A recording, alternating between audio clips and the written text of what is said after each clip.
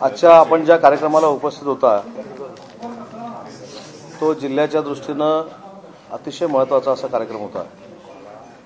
उद्योग विभागामार्फत परदेशातून येणारी गुंतवणूक जी आहे त्यांचा आम्ही आदर सत्कार करतो, तो केलाच पाहिजे, त्यांना रेड कार्पेट दिलंच पाहिजे। पण राज्याचा उद्योग मंत्री झाल्यानंतर एक मनापासूनची भावना होती की स्थानिक जे उद्योजक आहेत त्यांना देखील रेड कार्पेट दिलं पाहिजे, त्यांना देखील सबसिडी दिली पाहिजे, त्यांना देखील इन्सेंटिव्ह दिला पाहिजे आणि असे कार्यक्रम महाराष्ट्राच्या प्रत्येक जिल्ह्यामध्ये सुरू आहेत।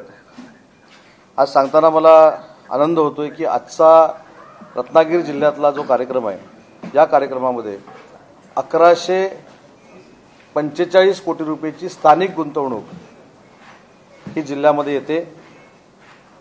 ती गुंतवणूक 250 कोटीपासून 1 कोटी रुपयापर्यंत आहे। आज जवळजवळ करारनामे आम्ही 56 उद्योजकांबरोबर केलेले आहेत आणि याच्यातनं सुमारे 3500 रोजगार निर्माण होणार आहेत। काय तुम्ही अजूनही पालकत्वाची वाट पाहताय? 95,000पेक्षा अधिकच्या कुटुंबाचे आयुष्य आनंदाने भरले आहे। आजच कॉल करा आणि मिळवा फर्टिलिटी ट्रीटमेंटवर सूट आणि सर्वांना द्या आनंदाची बातमी। मुख्यमंत्री रोजगार निर्मिती योजना असेल, आमचं जिल्हा उद्योग केंद्र असेल, खादी ग्रामोद्योग असेल, हे आजपर्यंत कर्ज देणं आणि उद्योजक उभं करणं हे काम करत होतं। परंतु आता उद्योजक शोधून काढून उद्योजक उभा करणं ही संकल्पना आपण राबवली आणि मुख्यमंत्री रोजगार निर्मिती योजनेमध्ये मागच्या वर्षी जे 5000 उद्योजक 3 वर्षामध्ये झाले होते ते एका वर्षामध्ये 13,500 उद्योजक बनवण्यामध्ये आम्ही यशस्वी झालो। या वर्षी हा आकडा 18,000च्या पुढे जाईल। त्याच्यामुळे मुख्यमंत्री रोजगार निर्मिती योजना ही तरुणांसाठी, तरुणींसाठी, बचत गटासाठी, वैयक्तिक महिलांच्या लाभासाठी, पर्यटनासाठी अतिशय उपयुक्त अशी योजना आहे आणि त्याचा जो सबसिडीचा भाग आहे तो 3 वर्षामध्ये 150 कोटी रुपये होता। मागच्या एका वर्षामध्ये आम्ही 250 कोटी रुपये सबसिडीच्या पोटी या योजनेतनं वाटलेले आहेत। त्याच्यामुळे अनेक उद्योजक याच्यातनं तयार झालेत। आज वर्तमानपत्रातनं आपण बघितलं असेल की आपण मँगो पार्क, कॅशू पार्क आणि फूड पार्क हे रत्नागिरीमध्ये करणार अशी घोषणा केलेली होती। आज त्याच पार्कचं 66 कोटीचं टेंडर हे आजच MIDCनं फ्लॅश केलेलं आहे आणि सांगताना मला आनंद आहे की किमान 1000 कोटीची इन्व्हेस्टमेंट या पार्कमध्ये होणार आहे। याच्यातली 1/4 ही रत्नागिरी जिल्ह्यातलीच आहे। त्या उद्योजकांची नावं मी ज्यावेळी आमचे MOU होतील त्यावेळी जाहीर करेन आणि याच्यातनं देखील सुमारे 4000 लोकांना रोजगार हा रत्नागिरीमध्ये तयार होणार आहे। मगाशी मी जे भाषणात सांगितलं की स्टरलाइटची आपल्याकडे जागा होती 500 एकर, तर 500 एकर जागा मागण्यासाठी MIDCकडे आणण्यासाठी अनेक लोक जाऊन यायची, ते भेटायचे आणि परत यायचे। पण आम्ही कोणालाही न भेटता जिल्हा न्यायालयामध्ये लढलो। जिल्हा न्यायालयातनं ही जमीन MIDCकडे आलेली आहे। समोरचे उद्योजक हायकोर्टामध्ये गेले, आम्ही हायकोर्टामध्ये देखील लढलो, हायकोर्टातनं देखील ती जमीन आमच्याकडे आलेली आहे। आता कालच त्या उद्योजकांनी सुप्रीम कोर्टाकडे 15 दिवसाची मुदत मागितलेली आहे। आम्ही कॅव्हेट दाखल करून ठेवलेला आहे। पण मला वाटतं की येत्या 1-1.5 महिन्यामध्ये ही पूर्ण जागा जी आहे ही आमच्या ताब्यामध्ये येईल। पावसाळ्यामध्ये सहसा आपल्याकडे काही इन्फ्रास्ट्रक्चर होत नाही, पण त्या जागेमध्ये 3 प्रोजेक्ट आणण्याचा निर्णय आम्ही कालच्या बोर्डाच्या मीटिंगमध्ये घेतला आहे। महाराष्ट्रामध्ये 5 डिफेन्स क्लस्टर जाहीर झालेले आहेत। त्याच्यामध्ये 1 नागपूर, 2 पुणा, 3 शिर्डी, 4 नाशिक आणि 5वं रत्नागिरी। या 5ही ठिकाणी 200-200 एकर जागा ही डिफेन्स क्लस्टरला लागणार आहे। त्यातली 200 एकर जागा ही रत्नागिरीमधली स्टरलाइटमधली देण्याचा निर्णय हा आम्ही घेतलेला आहे। स्टरलाइटची जागा ज्या लोकांनी, शेतकऱ्यांनी दिली त्यांच्या काही शंका आहेत त्या देखील मी बसून दूर करेन। आजच टाटाबरोबर आमचा एक MOU झाला। 191 कोटी रुपये टाटा रत्नागिरी जिल्ह्यामध्ये इन्व्हेस्ट करतोय ट्रेनिंगसाठी आणि त्याच्यातला 33 कोटीचा हिस्सा हा MIDCचा आहे। ते देखील ट्रेनिंग सेंटर रत्नागिरीमध्ये होणार आहे आणि आजच एक टीम आलेली आहे जेम्स अँड ज्वेलरीची। म्हणजे 1 महिन्यापूर्वी कामतसाहेब आपल्याला आठवत असेल एक पत्रकार परिषद झाली आणि जेम्स अँड ज्वेलरी अख्खी सुरतमध्ये गेली। अशा पद्धतीचा एक नॅरेटिव्ह सेट करण्याचा काही लोकांनी प्रयत्न केला, पण जे एक उद्योजक गेले होते ते पण परत आलेले आहेत। 21 एकर जागेवर 50,000 कोटी रुपये खर्च करून देशातला सगळ्यात मोठा जेम्स अँड ज्वेलरी पार्क नवी मुंबईमध्ये होतोय। आणि याच्यातनं 50,000 ते 1,00,000 लोकांना रोजगार मिळणार आहे. मग तो रोजगार कुठच्या टाईपचा आहे त्याचा अभ्यास आम्ही केलाय. ती टीम या ठिकाणी आलेली आहे आणि पुढच्या 2 महिन्यामध्ये जेम्स अँड ज्वेलरीवर आधारित ट्रेनिंग कोर्सेस हे आपण रत्नागिरीमध्ये सुरू करतोय. जेम्स अँड ज्वेलरीची जी संघटना आहे ती CSR मधनं करतायत. त्याला कुठेही 1 रुपयाचा आपण खर्च करत नाही आहोत, फक्त बिल्डिंग देतोय. त्याच्यातनं पहिल्या टप्प्याचे 500 लोक आणि दुसऱ्या टप्प्याचे जी 500 लोक आहेत हे डायरेक्ट नवी मुंबईमध्ये ते नोकरीला नेणार आहेत आणि त्याच्यासाठी देखील आज ते रत्नागिरीमध्ये उपस्थित आहेत. 11 किंवा 12 तारखेला राज्याचे दोन्ही उपमुख्यमंत्री देवेंद्रजी आणि अजितदादा हे रत्नागिरीच्या दौऱ्यावर येण्याची शक्यता आहे. त्याच्यामध्ये जी अतिशय कोकणाला साजेशी अशी महाराष्ट्रातली नंबर 1 प्रशासकीय इमारत रत्नागिरीमध्ये जी 110 कोटी रुपये खर्च करून होते त्याचं भूमिपूजन आणि आजपर्यंत रत्नागिरी पोलिसांच्या कुटुंबाची जी मागणी होती की त्यांना घरं त्याचं भूमिपूजन त्याला देखील 159 कोटी रुपये खर्च झालेला आहे. तर अशा जवळजवळ 280 कोटी रुपयाच्या भूमिपूजनासाठी दोन्ही नेते हे रत्नागिरीमध्ये येण्याची शक्यता आहे. त्याच्या आढाव्याची बैठक देखील या ठिकाणी झालेली आहे. त्याच्यामुळं आचारसंहितेच्या अगोदर जे प्रलंबित विकासाची कामं आहेत त्याची भूमिपूजन देखील मी स्वतः 10 आणि 11 तारखेला रत्नागिरीमध्ये करणार आहे.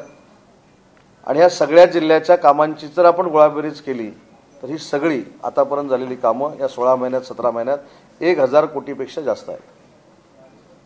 आणि त्याचं मूर्त स्वरूप आपण बघताय. म्हणजे असं पण नाही की नुसती कामाची जाहीर केलेली आहेत. प्राणी संग्रहालयाचं कमिटमेंट केलं तर प्राणी संग्रहालयाचं देखील काम सुरू होतं आहे. त्याचं भूमिपूजन देखील 10-11 तारखेला होईल. PSC सेंटर आपल्या तालुक्यातली ही स्मार्ट होत आहेत, त्याच्यासाठी देखील पैसे दिलेले आहेत. त्याचा देखील शुभारंभ 10-11 तारखेला होतोय. अनेक रस्त्याची कामं सुरू आहेत, त्यांची उद्घाटनं भूमिपूजनं 10 आणि 11 तारखेला होतील. महसूल खात्याची एक तक्रार होती, आपल्याला सगळ्यांना माहिती आहे की महसूल खात्यामध्ये काम करणारे जे तहसीलदार आहेत त्यांना व्हेकल नव्हती. त्या 9च्या 9 तहसीलदारांना व्हेकल आपण दिलेले आहेत. त्याचा देखील लोकार्पण 16, 10 किंवा 11 तारखेला आहे. त्यामुळे या सगळ्या गोष्टी 14 तारखेच्या अगोदर करण्याचा आमचा प्रयत्न आहे आणि त्याच्यासाठीच हे दोन्ही नेते उपमुख्यमंत्री रत्नागिरीच्या दौऱ्यावर येत आहेत. 11 किंवा 12 आहेत ना. त्याच्यामध्ये खरं तर अभ्यास करण्यासारखी गोष्ट आहे, कारण त्याचा पगारच चालू होतो 35 ते 40 हजारानं आणि तो संपतो 3 लाख 4 लाख. त्याच्यामध्ये कुठच्या कोर्समध्ये आपल्या मुलाला काम करायचं आहे किंवा मुलीला काम करायचं आहे हे प्रेझेंटेशन पहिलं ते देतील. तशी आपण जनजागृती करू आणि त्याच्यात मग शिक्षणाचं बायफर्केशन करून त्यांना तिकडे देऊ. प्रशिक्षण देऊन त्यांना ते येणार. सर कामाचं स्वरूप काय आहे त्यामध्ये, हे काय असणार आहे?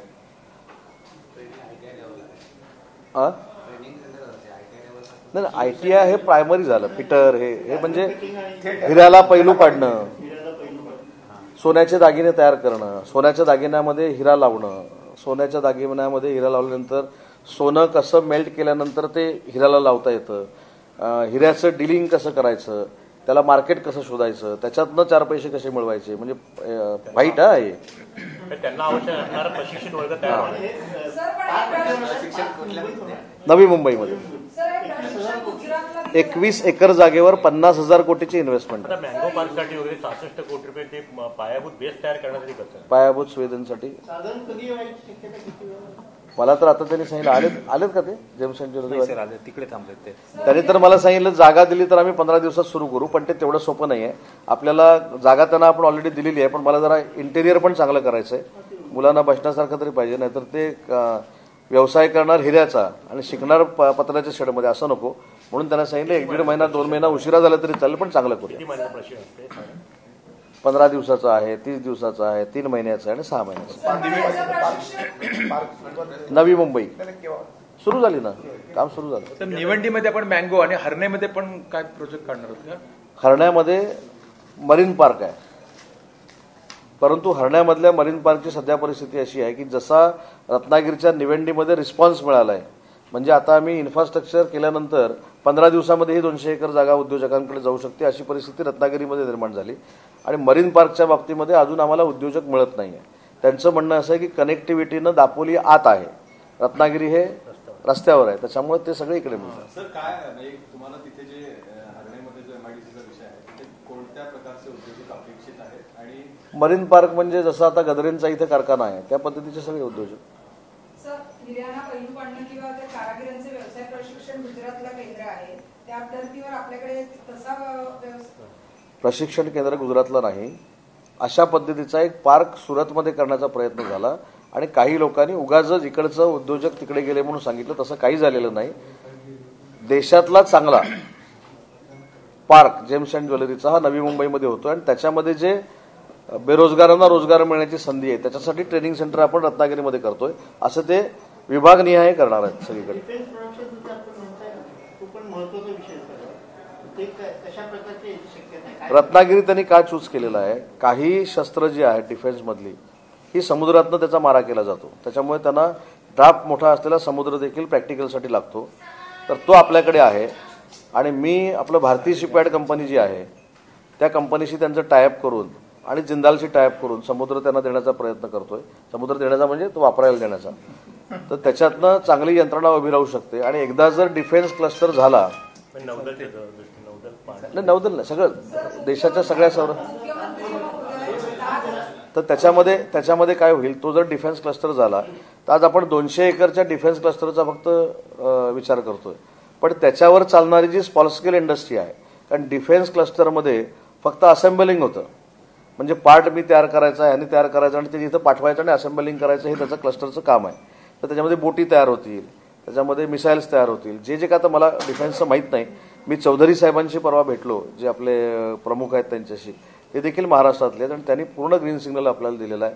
रत्नागिरीसारख्या ठिकाणी जर तुम्ही करणार असाल तर पूर्ण आमचं सपोर्ट आहे असं त्यांनी सांगितलंय.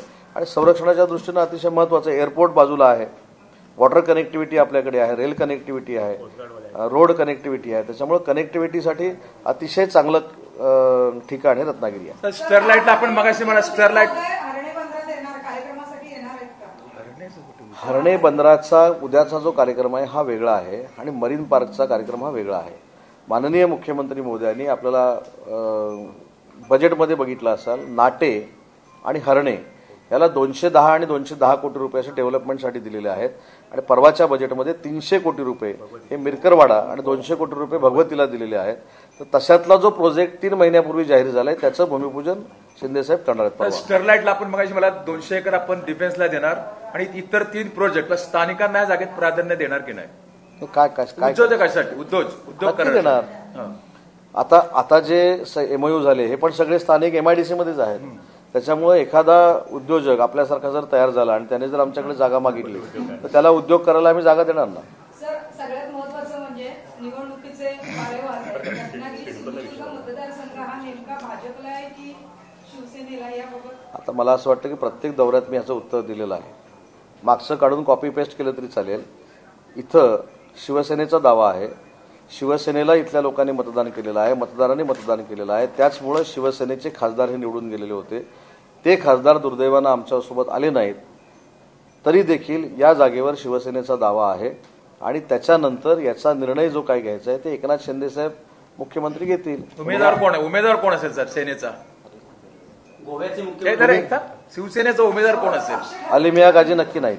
मतदारसंघाच्या बाबतीत भाजपचा दावा आहे की कमळावरच इथला गोव्याचे मुख्यमंत्री स्वतः बोलत होते की मावळ, रायगड आणि रत्नागिरी सिंधुदुर्ग या तिन्ही मतदारसंघावर. आता बघा, मुख्यमंत्री गोव्याचे बोलले ते तुम्ही छापलं, पण मी काय बोललो ते छापलं नाही. परवा मी पण बोललो, गोव्याला जो एक मतदारसंघ शिल्लक राहिलेला आहे त्याच्यावर शिवसेनेचा दावा आहे आणि तिथे दौऱ्याला मी जाणार आहे आणि तिथं आम्ही दावा करणार आहोत.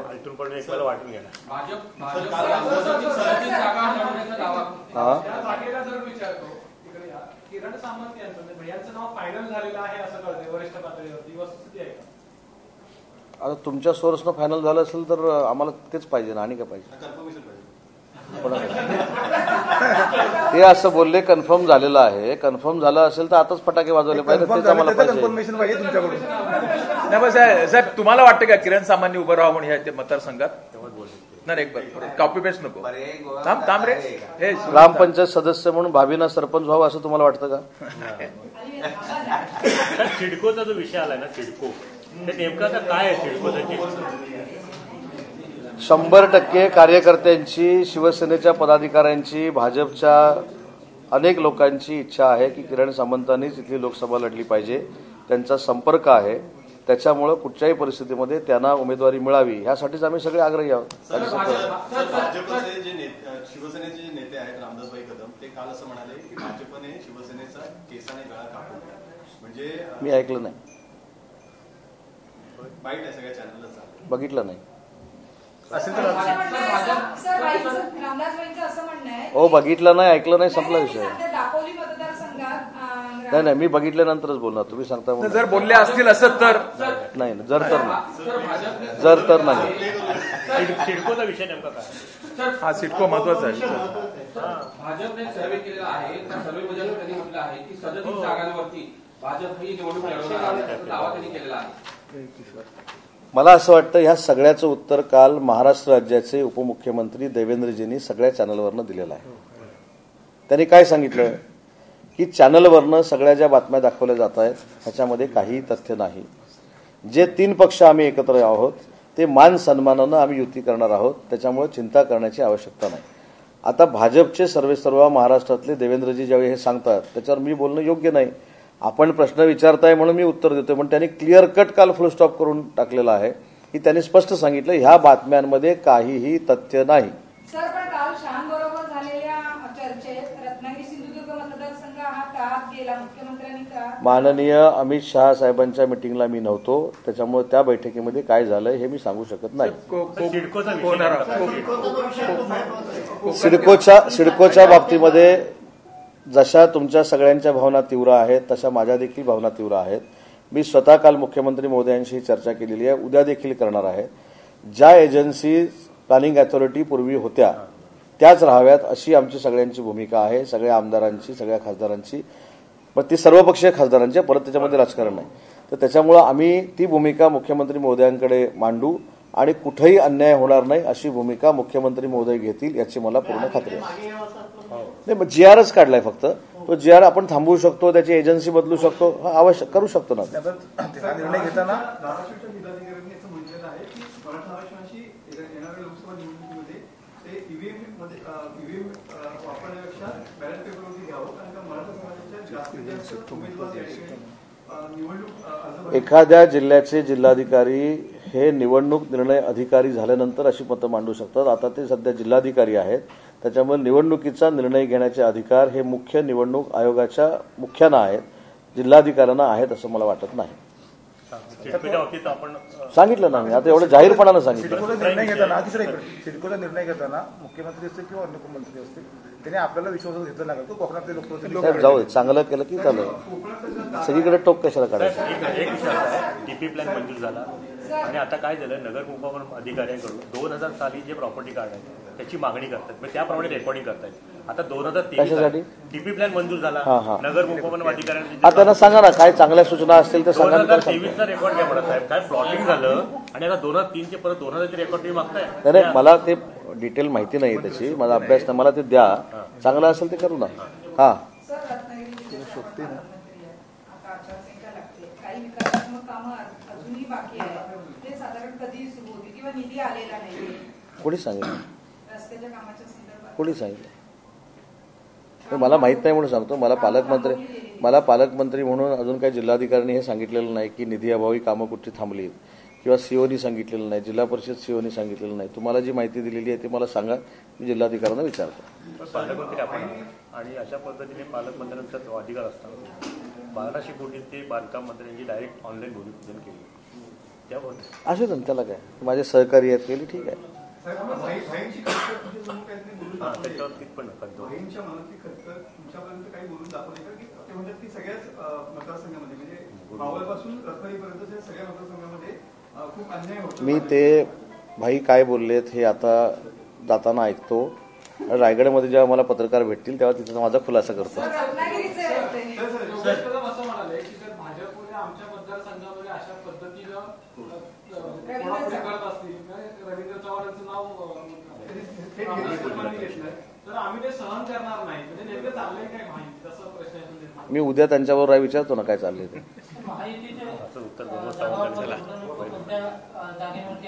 हा,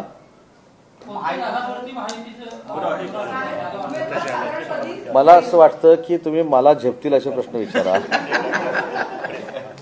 आता अमित शहा साहेबांच्या सह्याद्रीच्या मिटिंगला काय झालं हे जर मी सांगायला लागलो तर त्याच्यामध्ये सगळे अधिकार आम्ही सांगितले की मुख्यमंत्री महोदय एकनाथ शिंदे साहेबांना दिलेले आहेत. शिवसेनेच्या प्रत्येक आमदाराचा, प्रत्येक शिवसैनिकाचा, खासदाराचा एकनाथ शिंदे साहेबांवर विश्वास आहे. त्याच्यामुळे दुसरा ऑप्शन असं होऊच शकत नाही. प्रश्न कुठच्याही पद्धतीनं मार्गाने जरी विचारला तरी उत्तर हेच आहे. सर, सरकारमधले आपण जबाबदार मंत्री आहात, पक्षाचे बेजबाबदार कोण आहे? महत्वाचे पद आहे आपल्याकडे आणि आपल्या मुख्यमंत्र्यांच्या फार जवळचे आहेत आपण, या गोष्टी आपल्याला माहिती. प्रश्न नक्की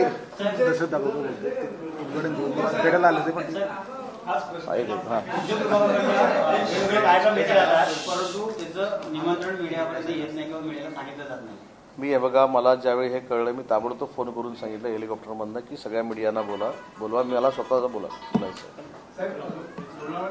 सभेमध्ये शरद पवार असं बोलले की जर माझ्या वाटेला गेलं तर याद राहतात. काही कार्यकर्त्यांना धमकावलं लागलं होतं शरद पवार साहेबांच्या गटाच्या. सुनील शेळके जे आहेत त्यांनी धमकावण्याचं तक्रार पदाधिकाऱ्यांनी पवार साहेबांनी केली. मग आता हा विषय जर पवार साहेबांचा आणि सुनील शेळके साहेबांचा असेल तर सुनील शेळकेने हा प्रश्न विचारला पाहिजे. उद्या मी पुण्यात आहे, तुम्हाला मी सुनील शेळकेंचा फोन जोडून देतो, तुम्ही त्यांना हा प्रश्न विचारा. काय एक लक्षात घ्या, शरद पवार साहेबांनी सुनील शेळकेंवर बोललेल्या विषयावर मी कसं, माझं काय, माझ्या संबंधात मला कोणी दम दिला, मला कोणी मारायला येतं, मी सांगतो ना. तुम्ही उद्या तिकडं काय घडले त्याचे प्रश्न मला जर विचारत असाल त्याला मी कुठं जबाबदार? काय कामाचं, बरोबर ना? तुमचे मित्र तटकरे साहेब आणि रामदास कदम साहेब एकाच मंचावरती येणार आहेत तारखेला, कसं बघताय?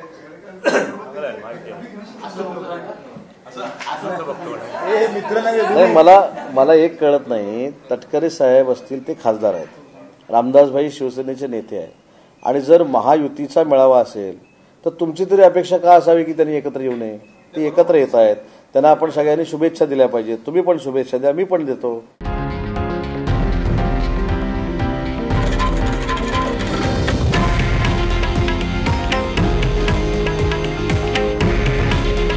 हे आहे देशातील नंबर 1 न्यूज नेटवर्क आणि आपण पाहत आहात TV9 मराठी.